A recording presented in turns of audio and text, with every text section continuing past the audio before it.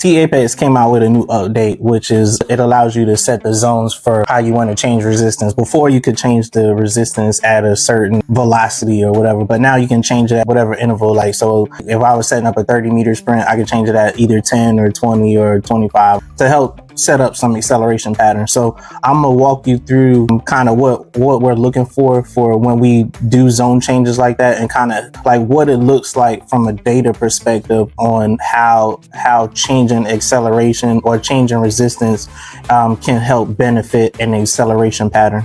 All right, so I got a screen recording, so you'll be able to see like what I'm looking at, and then I'm gonna walk you through kind of one of my athletes and one of the reps we did last time. So we got Gerard pulled up, and then on this particular, this is the rep we're gonna look at. So we're gonna generate the report. So you can see he got a max power output of 713, and then the force output was 121. But where it happens at is kind of what I'm looking at. We're gonna click on force. All right, so force between 112 and 113, or max force output was 121, right? So that was at the start, so on that first step. So you can see after 10 meters it dropped off, so it went from 12 kg down to 9 kg. So basically a 25% reduction in the force requirements, right?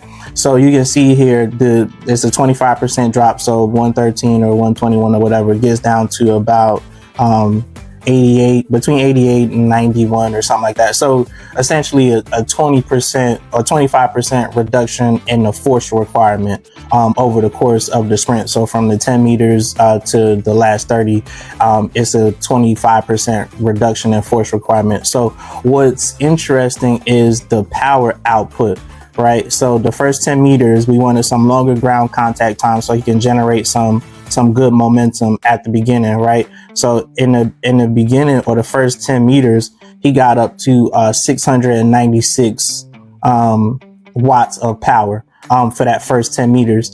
And then you can see he actually got up to 713 at the latter portion of his acceleration pattern. So he generated more force on shorter ground contacts at the latter part of his acceleration pattern. Because, you know, like in the first part of your acceleration pattern, you're spending more time on the ground because you're trying to get traction, trying to get everything going. So you got to put more power down to get everything going from basically a stop.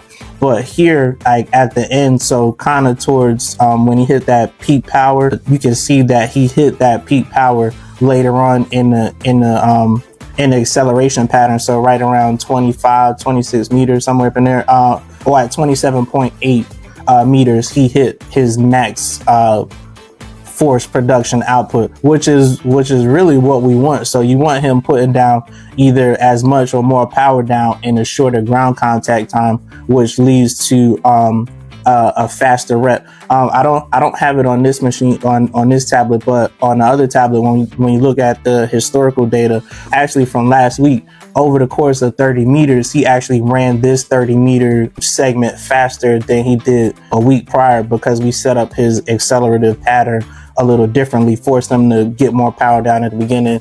And then that transition, when you look at the force transition here, there is a little bit of a drop off, as you can see here, but as he starts getting acclimated, or his body adjusts to the reduction in that resistance, it makes his body makes a really good adjustment, and he actually starts to put down more power at the end. So, well, this update is going to help us do better race patterning. And then as we progress throughout the season, and we were setting up his North Carolina's 55, but you know, across the nation is 60 meters. So between 55 and 60 meters, we can set up a better race patterning to help him make those transitions better as he progresses throughout his race. And then once we get to outdoor season, then we can set it up better for his hundreds and maybe his 200s and stuff like that. I really like this update that T Apex put out. It just allows you to see a little bit more detail where force production changes, where power changes, where velocity changes. So good stuff from T Apex.